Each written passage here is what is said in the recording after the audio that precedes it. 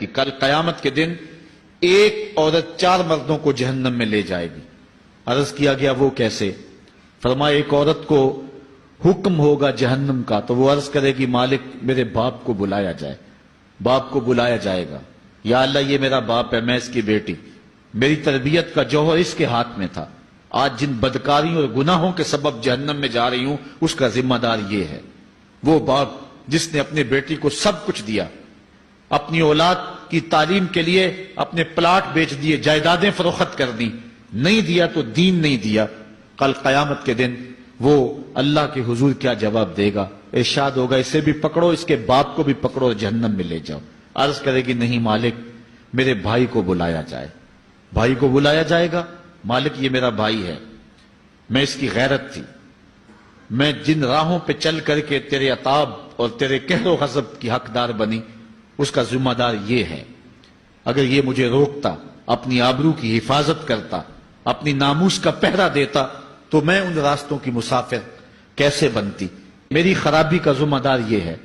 اب وہ بھائی کیا جواب دے گا جو چوکوں اور موڑوں پہ کھڑا ہو کے آنے اور جانے والی بہنوں اور بیٹیوں کو دیکھتا ہے اور یہ سمجھتا ہے کہ میری بہنیں اور میری بیٹیاں گھر میں محفوظ ہیں؟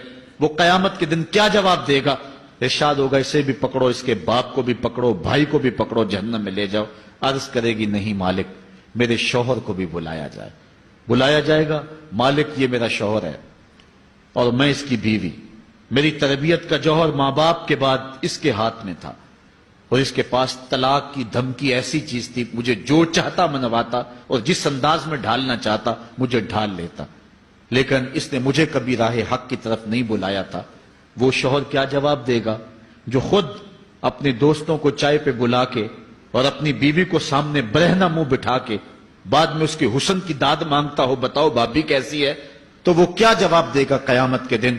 ارشاد ہوگا اس کو بھی پکڑو، اس کے باپ کو بھی، اس کے شوہر کو بھی اور اس کے بھائی کو بھی جہنم میں لے جاؤ۔